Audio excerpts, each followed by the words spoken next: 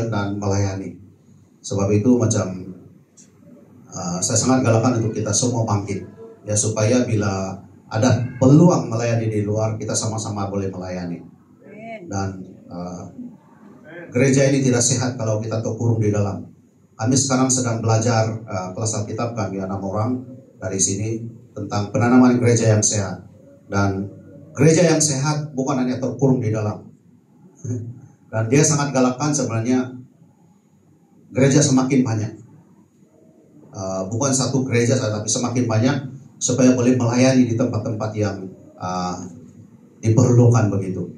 Dan tadi juga saya dengar ada seorang hamba Tuhan tanya kawan saya ini, dia tanya, apa tujuan kamu buka gereja? Melayani dan bangkitkan mereka. Jadi selepas kamu bangkitkan mereka, dia tanya, apa kamu mau buat? Kamu pelihara mereka sampai layu? Nah, sepatutnya bila mereka sudah bangkit, mereka dihantar keluar. Sepatutnya bukan dikurung di dalam bangunan sehingga mereka tidak boleh buat apa-apa. Hanya selepas matang dan layu dan tidak berhasil atau tidak menjadi berkat di luar sana. Jadi gereja kita, saya bagi tahu sedia supaya kita boleh siap. Saya tidak mau gereja yang setelah kamu matang dan saya kurung kamu di dalam ini, tidak boleh sana sih sana. Tidak, saya tidak mau yang itu. Tapi biar kita jadi berkat di luar sana. Ya, apalagi mereka yang beberapa orang, 6 orang kami sedang dalam pembelajaran penanaman gereja yang sehat. Dan saya banyak ditegur itu, dan saya banyak diajar. Baru 1 minggu, ada 3 minggu lagi. So saya percaya semakin hari gereja kita akan matang dan siap, ya, supaya walaupun gereja kita tidak ada quantity yang besar, tapi kita ada quality. Itu sangat penting. Saya harap kita boleh tangkap ini. Biar gereja kita menjadi gereja yang berquality, bukan berquantity. Itu sangat penting. Supaya bila rencana Tuhan sudah sampai, kita tidak tahu. Kamu sudah melihat apa yang terjadi dengan kami suami istri. Kamu tidak boleh lari daripada apa yang Tuhan sudah rencanakan. Dan hari ini kita punya khotbah, saya terima cabaran daripada pensyarah kami yang kata sepatutnya ini Matius 28 ini dikhotbahkan 1 atau 2 kali. Betul kan? Yang kami yang ada ikut. Sepatutnya beri peringatan kepada gereja-gereja kamu, dia bagi tahu 1 atau 2 kali, sebab ini adalah satu-satunya amanat agung yang tidak boleh dihalang, yang tidak boleh tidak dilakukan oleh manusia. Dan ini adalah amanat agung dalam Matius 28 16 sampai 20. Dan ke-11 murid itu berangkat ke Galilea, ke bukit yang telah ditunjukkan Yesus kepada mereka. Ketika melihat dia, mereka menyembahnya, tetapi beberapa orang ragu-ragu. Yesus mendekat mereka dan berkata, kepadamu telah diberikan segala kuasa di surga dan di bumi. Karena itu pergilah, jadikanlah semua bangsa muridku, dan baptislah mereka dalam nama Bapa dan Anak dan Roh Kudus. Dan ajarlah mereka melakukan segala sesuatu yang telah kuperintahkan kepadamu, dan ketahuilah aku menyertai kamu senantiasa sampai akhir zaman. Mari kita berdoa dulu. Terima kasih Bapak untuk malam ini. Saya tutup bungkus tempat ini dan kuasa darah anak domba Allah. Dan semua rencana jahat iblis yang coba mencuri firman-Mu dengan sesuatu yang kadang-kadang tanpa kami sadari, kami sudah hilang fokus kepada firman. Tuhan tolong kami agar kami tetap fokus dengan firman, dan hati kami menjadi tanah yang subur, dan juga jamah telinga kami, telinga rohani kami Tuhan, agar kami dapat mendengar kebenaran firman-Mu, dan mata kami juga dapat melihat kebenaran firman-Mu. Terima kasih Bapa, berbicaralah melalui hamba-Mu yang tidak punya apa-apa, dan biar pakai hamba-Mu ini sesuai dengan rencana firman. Terima kasih Tuhan, di dalam nama Tuhan Yesus Kristus, nama di atas segala nama, kami sudah berdoa dan syukur. Amin. Nah, sesuatu perintah ya perintah. Contohnya mereka yang PDRM, kalau sudah diperintahkan ya oleh atasan, bolehkah tidak kamu lakukan?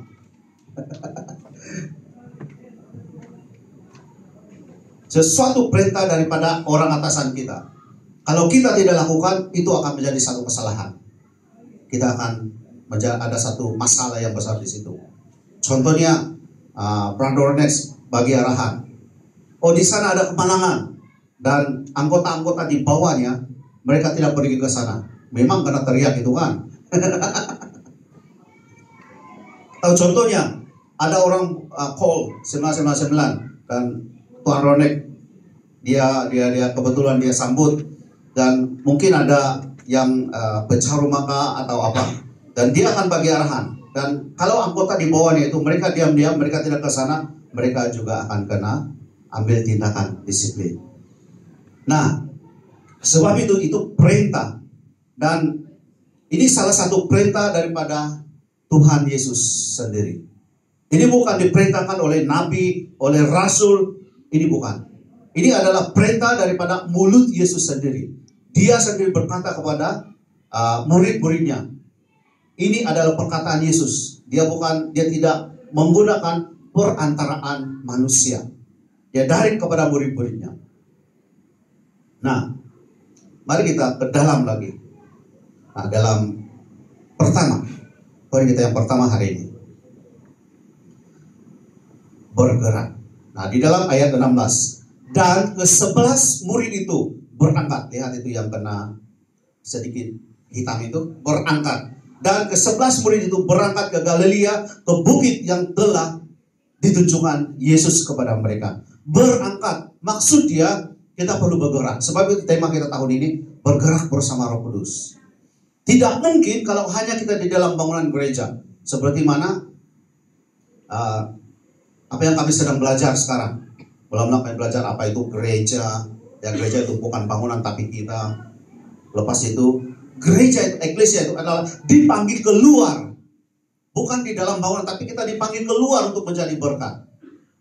Contoh macam di dalam bangunan ini, atau di dalam jemaat kita, dari gereja dulu sampai sekarang di sini.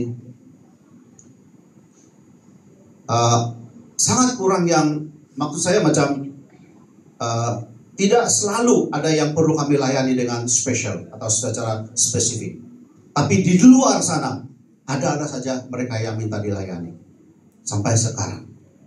Walaupun mungkin gereja mereka besar, tapi ada beberapa yang mengatakan pada kami heran kenapa nama pastor yang timbul di pikiran kami, sedangkan mereka punya pastor hebat.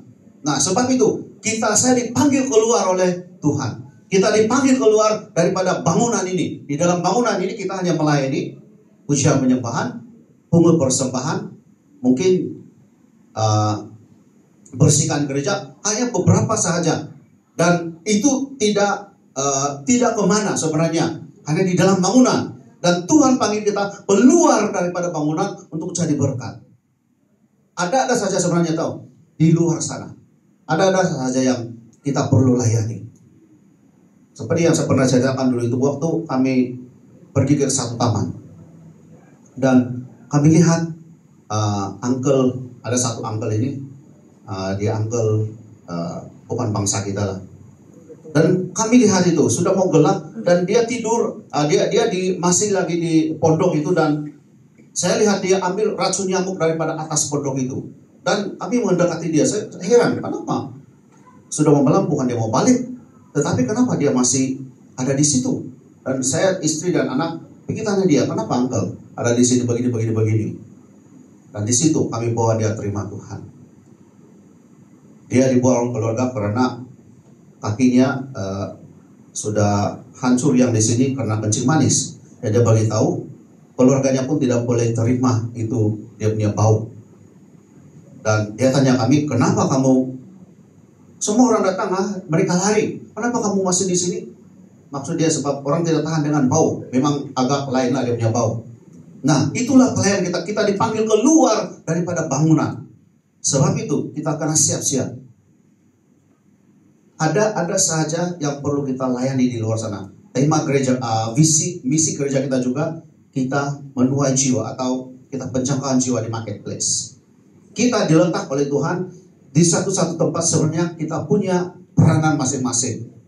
Ya, kita ada peran. Tuhan panggil kita keluar, Tuhan panggil kita kerja di sini, kerja di situ, bertugas di sini, di mana-mana pun pasti ada sesuatu yang Tuhan sudah rencanakan bagi kita. Tapi sama ada kita mau bergerak atau tidak. Sebab itu, ke-11 dan ke-11 murid itu berangkat ke Galilea, ke bukit yang telah ditunjukkan Yesus kepada mereka. Kita perlu bergerak. Tema tahunan kita, bergerak bersama Roh Kudus. Dan tidak dinafikan, kita perlu bergerak, kita ada Roh Kudus. Kalau tidak ada Roh Kudus, sangat susah sekali. Seperti 2 minggu lepas saya ajar, bila kita ada Roh Kudus, kita ada keberanian untuk berkata-kata. Kita ada hikmat, kebijaksanaan. Dan kalau kita ada Roh Kudus, berjalan bersama Roh Kudus, kita tidak pernah takut bahaya. Saat kita tahu ada penyertaan tangan Tuhan. Sebab itu, biar kita yang bergerak tahun ini, tidak perlu kita jangan terganggu dengan sedikit kita sedikit. Ini orang tidak mau sembahyang itu. Memang itu kita perlu layani dan kita perlu pergi ke rumah mereka, tanya mereka kenapa. Nah, selain daripada itu, kita dipanggil keluar untuk jadi berkat di luar sana. Kita dipanggil keluar. Jadi mari kita sama-sama kita bergerak. Ya, kita bergerak. Tidak ada kata di situ. Ya, dan hanya atau pastor atau pemimpin gereja saya yang bergerak, tapi di situ berangkat ke-11 murid waktu itu karena ke-11 murid bersama dengan Yesus. Jadi mereka bergerak. Kita lihat pelayanan Yesus dalam Injil Matius, Markus, Lukas, Yohanes. Dia bukan hanya duduk diam. Dia hanya terdiam dan duduk diam kalau waktu dia mengajar di bait Allah. Selain daripada itu, dia cari perempuan yang diberi itu orang Samaria itu, yang beberapa 5 suami itu. Dia ke sini, dia ke situ, dia bergerak dari sini ke sana, dari sana ke situ. Yesus selalu akan bergerak. Jadi saya ajak kita jemaat-jemaat di sini, biar kita bergerak. Kalau satu orang satu kita layani, targetkan siapa yang kamu layani. Tidak mengapa, mungkin sepanjang tahun ini kita hanya boleh bawa 1 jiwa terima kepada Tuhan. Kita hanya boleh pimpin 1 jiwa kepada Tuhan. Kita hanya boleh muridkan 1 jiwa kepada orang. Kita di sini berapa puluh orang.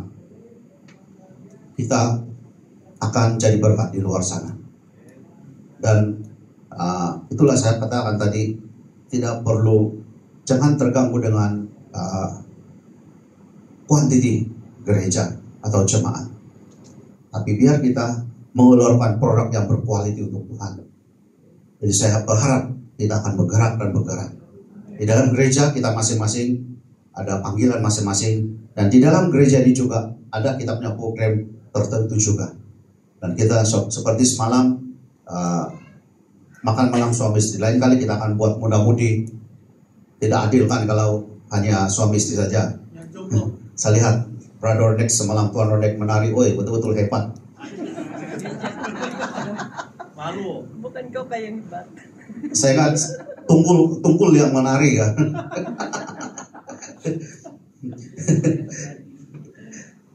Oke, yang kedua, Burawa jangan marah, nanti kena jual. Oke, yang kedua, ini adalah perintah dan amanat agung kerajaan surga. Seperti saya katakan tadi, firman ini atau perintah ini bukan diperintahkan oleh contohnya rasul-rasul Paulus lah, beturlah siapa-siapa, bukan. Tapi daripada kerajaan surga sendiri. Ayat 18-19, Yesus mendekati mereka dan berkata, kepadaku telah diberikan segala kuasa di surga dan di bumi. Karena itu, pergilah, jadikanlah semua bangsa muridku dan baptislah mereka dalam nama Bapa dan Anak dan Roh Kudus. Yesus mendekati mereka. Kepadaku telah diberikan, dia beritahu bahwa dia ada kuasa untuk memerintah kita. Dia ada kuasa untuk menyuruh kita. Karena itu pergilah, kata Tuhan. Jadikanlah sesuatu perbuatan yang kita perlu lakukan sesuatu. Pergilah, kita perlu bergerak, kita perlu berjalan. Jadikanlah adalah satu perintah. baptislah mereka, juga satu perintah. Jadi ini kalau kita tidak lakukan, sebenarnya kita sudah gagal jadi orang percaya. Kita sudah gagal. Sebab bila kita tidak lakukan ini, maknanya perintah ini kita tidak endahkan, kita tidak peduli, maknanya kita sudah tidak ikut apa kata Tuhan. Di tempat kerja, atau mungkin ahli keluarga kita, mereka belum percaya Tuhan, itu adalah ladang kita. Kadang-kadang mungkin keluarga kita sendiri, dan kita lihat mereka masih bukan di dalam Tuhan. Mereka adalah ladang kita dan kita doakan mereka. Kita perlu doakan mereka sehingga mereka dijamah Tuhan. Perintah daripada surgawi. Ini bukan sekadar perintah biasa-biasa, tapi perintah dan amanat agung daripada kerajaan surga, bukan daripada dunia. Jadi ini ajakan Tuhan kepada kita, perintah Tuhan kepada kita, agar kita memenangkan jiwa-jiwa. Kita keluar daripada eklesia, kita keluar daripada di sini, kita dipanggil keluar daripada dewan ini. Di situ sebenarnya itu adalah pelayanan yang sebenar. Ini sebenarnya kita punya pujian penyembahan. Semua di pelayanan ini ada sebenarnya pelayanan yang melengkapkan satu-satu liturgi atau ibadah. Kalau dulu, kalau mungkin tidak ada ini, pun tetap dalam boleh memuji menyembah Tuhan sebenarnya. Cuma kita ikut peredaran zaman. Kalau sekarang, kalau kamu tidak pakai alat-alat musik, memang sangat sukar untuk orang menyembah. Bukan karena ini musik, tapi sesuai dengan zaman inilah. Kita perlu bergerak bersama dengan zaman, supaya kita boleh kuasai dunia itu. Kalau di luar sana, mereka punya band, mereka punya alat musik ratusan ribu. Ya, ratusan ribu, kadang jutaan tuh mereka punya harga satu set. Kita punya berapa? Namun kita punya apa yang kita mau hasilkan ialah quality penyembahan. Itu sangat-sangat penting. Dan kita juga dipanggil keluar adalah satu perintah Tuhan. Bukan hanya pelayanan di sini, tapi di luar sana. Saya lihat macam gereja Pastor Setiono. Mereka 1 bulan sekali hiking dekat bukit Gunung Lampang dan mereka berdoa di sana. Dan waktu hari itu yang Christmas itu mereka buat satu bungkusan coklat, minuman semua 200 kalau tak silap 200 paket. Dan waktu itu kami ke sana sama-sama dengan mereka dan kami di tengah-tengah jalan itu.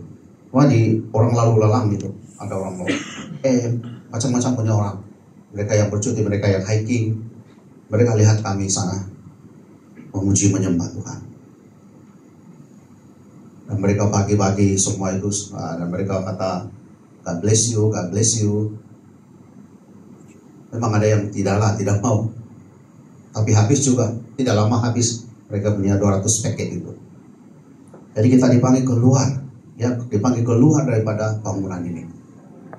Dan biar kita jadi berkat. Itu adalah satu perintah Tuhan. Ini bukan hanya sekadar biasa-biasa, tapi perintah daripada surgawi sendiri. Bukan daripada rasul, bukan daripada manusia, tapi daripada surga. Jadi saya berharap kita dapat tangkap ini, kita jadi berkat di luar sana. Tapi itu saya katakan, sekali lagi saya katakan, siap-siaplah kita untuk dipanggil keluar di sini, melayani di luar sana. Kalau sampai waktu itu kamu tidak boleh lagi itu. Jadi lebih baik kita bersiap dari sekarang, supaya bila Tuhan panggil kamu keluar untuk melayani, kamu siap. Dan saya tidak heran atau saya tidak terganggu. Ya, kalau siapa yang dipanggil Tuhan untuk buka gereja, silakan. Kalau Tuhan kata macam Tuhan Awang dengan Sis Mary, setelah mereka thank you ya, banyak hari dari tengah hari makan es krim, sudah terganggu saya. Mix you lah, apalah semua sampai tadi ice. Nah, contoh, bila Brother Tuan Awang dengan Sis Mary, mereka sudah sampai diploma graduation, mau 3 tahun dan lulus semua subjek. Lepas sijil diploma, baru diploma graduation. Nah, kalau mungkin lepas Tuan Awang pensiun dan Tuhan panggil mereka keluar dan buka gereja di Sarawak, kenapa tidak?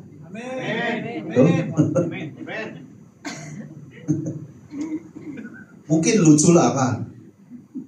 Kali pun kelucuan ini, kenapa sampai boleh buka gereja? Layak pensiun sudah.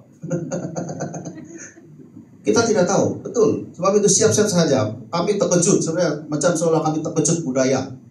Ya, syukurlah kamu semua orang menyokong dan ramai hamba Tuhan di sana yang mendoakan saya dan memberi semangat, kata-kata semangat. Jadi sebab itu baru boleh gereja ini dirintis. Jadi sebenarnya dari segi rohani atau kami secara pribadi, sebenarnya Tuhan melihat sudah siap sebenarnya. Dan saya sebagai tahu kamu satu rahasia, apa yang kamu lakukan dari dulu sampai sekarang Tuhan perhitungkan. Tuhan perhitungkan semua apa yang kamu buat waktu kamu menjadi berkat di luar sana. Uang ringgit, masa kamu, segala apa yang kamu korbankan. Yang penting jangan bersungut, jangan mengeluh. Apa yang kamu lakukan? Saya lihat itu macam dari kami secara pribadi. Kami balik bercuti. Sebenarnya balik bercuti boleh saja tidur makan di kampung. Betul? Sebab itu naik 5 kilo, naik 6 kilo balik sini naik. Betul? Kalau balik kampung, balik sini saja. Sampai ada satu sebenarnya kawan punya istri ya, dia ternampak. Itu api ya, macam sudah gemuk dia cakap. Waktu kami balik dari Sarawak, saya naik 4 kilo kali 5 kilo itu. Itu api macam sudah gemuk dia cakap. So, kami balik bercuti, bukan hanya kami bercuti, sebenarnya kami melayani bawa ramai sekali jiwa datang balik kepada Tuhan. Kami melawat rumah ke rumah. Di mana-mana kami pergi ke Brunei pun begitu juga. Sebenarnya bercuti, tapi kami ambil kesempatan untuk bawa orang, doakan orang, bawa orang terima Tuhan. Jadi Tuhan perhitungkan semua ini. Jam 1-2 pagi kami balik ke rumah, kadang melayani. Jam 3-4 pagi masih orang call. Kenapa? Kayak ini apa yang kesan dari situ? Tuhan melihat semua itu apa yang kami lakukan, pekerjaan Tuhan. Jadi apa yang Anda lakukan, kamu lakukan hari ini, kamu layani, mungkin hanya bersihkan tandas. Kamu tahu juga kan dari dulu, di gereja lama dulu, saya memang rajin cuci tandas gereja. Saya bukan memuji diri saya, tapi itu yang akan saya lakukan. Vacuum, susun korupsi, semua itu. Dan Tuhan perhitungkan apa yang sudah Anda lakukan selama ini. Dan waktu saatnya bila Tuhan melihat kamu sudah dipercayakan hal yang kecil, kamu sudah melakukan, Tuhan akan bagi perkara yang lebih besar lagi. Apa yang kami ingat waktu Pastor Peter Simon mau serahkan itu dan ejeknya semua itu. Kami mau keluar gereja sudah waktu itu dan kami mau teruskan House of Joy. Waktu itu kami mau keluar sudah sebenarnya begitu ejeknya semua tahu. Waktu itu pun kami mau keluar sebab itu kesempatan untuk jarakkan diri keluar daripada kepompong itu. Dan Tuhan tidak izinkan. Hanya tahun lepas baru Tuhan izinkan. Tuhan sudah lihat semua apa yang kami sudah lakukan. Manusia tidak nampak semua itu, tapi Tuhan melihat. Jadi Anda apa yang kamu lakukan hari ini, contoh kamu masak, kamu beli barang apa semua itu, ingat, Tuhan lihat semua itu. Jemaat-jemaat lain mungkin mereka tidak nampak, kamu sudah beli dan letak sudah di sana. Jemaat lain tidak tahu, saya sendiri pun tidak tahu, tapi Tuhan tahu. Jadi siap-siap untuk Tuhan lakukan atau berikan perkara yang besar. Waktu perkara-perkara kecil sudah dipercayakan pada kita dan kita buat dengan betul, buat dengan hati yang tulus, buat dengan hati yang dalam kerendahan hati. Saya percaya ada Tuhan. Dia tahu apa yang kita sudah lakukan. Jadi mari kita sama-sama jadi berkat. Yang ketiga, ada penyertaan Tuhan. Ayat yang ke-20. Dan ajarlah mereka melakukan segala sesuatu yang telah kuperintahkan kepadamu. Dan ketahuilah, aku menyertai kamu senantiasa sampai kepada akhir zaman. Apa maksudnya sampai kepada akhir zaman? Lebih daripada sampai kita tua, betul? Saya tidak tahu bila Yesus datang. Kita tidak tahu bila Yesus datang. Memang banyak tanda-tanda sudah, kalau menurut Alkitab, sudah banyak tanda-tanda itu sudah berlaku sekarang. Sebab itu kenapa kita tidak ada waktu lagi untuk kita berdiam diri, tapi kita perlu bergerak. Dan ketahuilah aku menyertai kamu senantiasa sampai akhir zaman. Yesus bukan katakan, dan ketahuilah aku menyertai kamu sekali-sekala lah. Kalau saya oke, saya sertai kamu lah. Kalau saya senang hati, saya sertai kamu lah. Kalau kamu, waktu kamu ikut saya, sertailah. Kalau kamu tidak mau, kata orang itu yang bahasa kasar itu, lantaklah. Yesus tidak pernah berkata begitu. Dia berkata, dan ketahuilah, aku menyertai semua jemaat GKKL senantiasa. Senantiasa maksudnya 24 jam. Sampai kepada akhir zaman. Di waktu kita keluar daripada bangunan ini, waktu kita keluar di situ, dan kita melihat, kita melayani orang-orang, Tuhan menyertai kita. Kita tidak perlu risau. Tadi angkol saya itu dia adalah penginjil, pengajar, guru Alkitab, dan juga penginjil. Ya, mereka adalah misi. Mungkin bulan 3 kalau dia ada kesempatan, dia akan mengajar di Alkitab di Johor dulu. Dia ke Sabah juga. Dan ke Miri juga. Saya tidak tahu dia ada kesempatan untuk datang di sini kah tidak. Saya tidak tahu. Kalau ada kesempatan, kalau dia ada di sini, saya akan jemput dia lah. Jadi Tuhan dengan jelas mengatakan di situ. Kita tahu Tuhan tidak pernah bohong. Kita tahu Tuhan tidak pernah menipu. Dan kalau itu yang Tuhan sudah katakan, dan ketahuilah aku menyertai kamu senantiasa sampai kepada akhir zaman. Maksudnya, dimanapun kita, dalam apapun keadaan kita, Tuhan ada di situ menyertai kita. Waktu kita susah, waktu kita dalam sesuatu pergumulan, Tuhan menyertai kita. Kalau tidak ada Tuhan, tanyalah istri saya tidak tahu macam mana keadaan saya.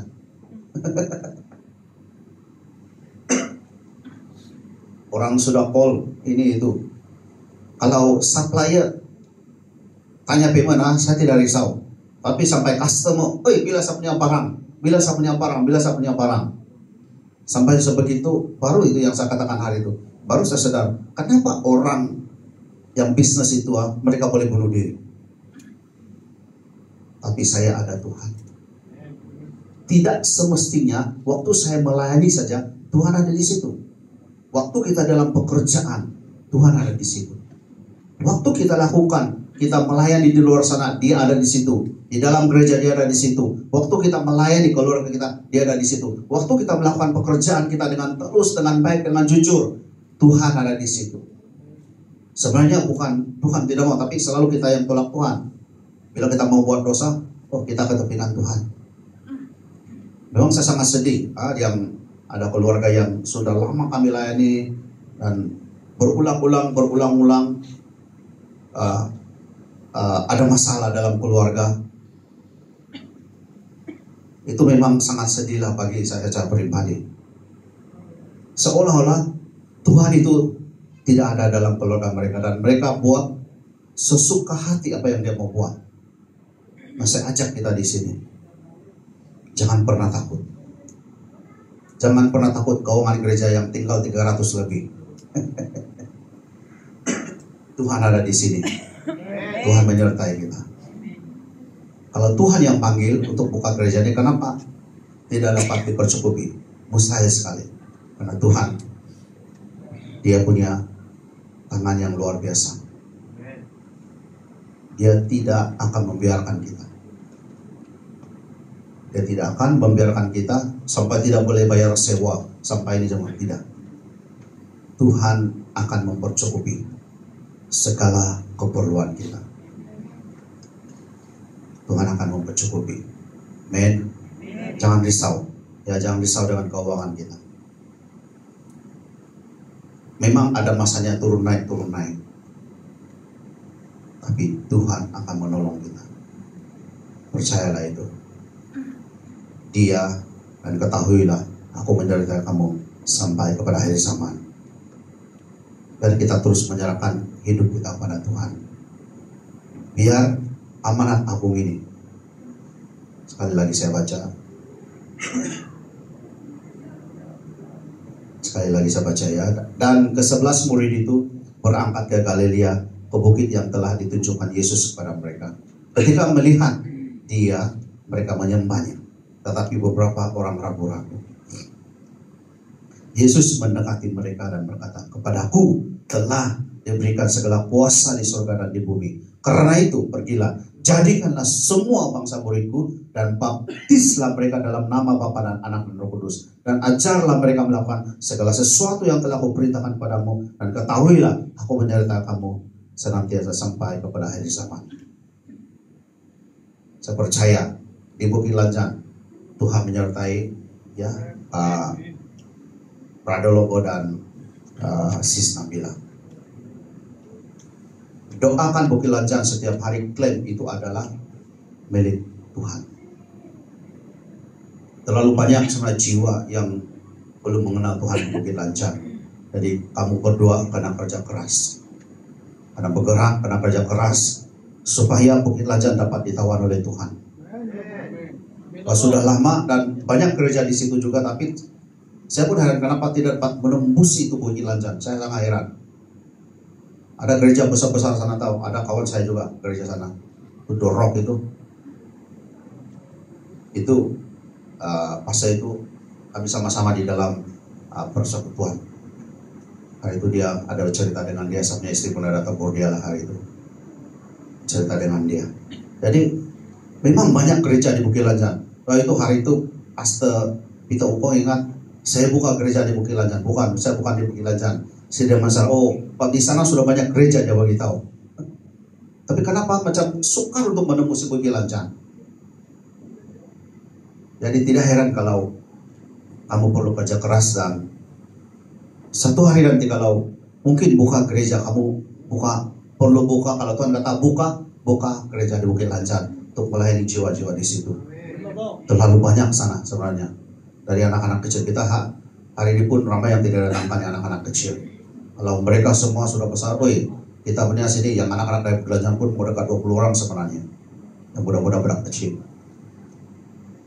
Jadi karena kerja keras, minta hikmat kebijaksanaan dari Tuhan, itu bukan dalam dewan, tapi itu sudah keluar daripada dewan ibadah ini. Di situ kamu melayani mereka. Memang perlu kerja keras, ya. Kami sampai jam 2-3 pagi kami melayani orang. Balik rumah awal pagi, jalan kerja lagi. Jadi saya harap kita terus meminta kekuatan daripada Tuhan lah, ya, tenaga semua itu, dan doakan setiap hari bahwa Bukit Lanjan milik Tuhan. Biar mereka yang di situ, khususnya suku-suku asli di situ, mereka datang kepada Tuhan. Dan amalan agung ini Yesus letakkan di dalam bahu kamu suami istri. Ini amanat agung kepada kamu berdua untuk Bukit Lanjan. Ya, mungkin satu hari nanti gereja ini perlu tutup sebab kita di luar sana sudah, di sana. Tidak mengapa. Jangan kita terikat dengan bangunan ini. Ya, ingat, jangan terikat. Mungkin sana satu ini ditutup. Yang penting kita dapat angkat jiwa-jiwa itu bawa kepada Tuhan, jiwa-jiwa yang sangat penting. Jangan sesekali mindset kita bersaing dengan gereja lain. Jangan sesekali itu tidak sehat. Tapi kita bersaing dengan iblis.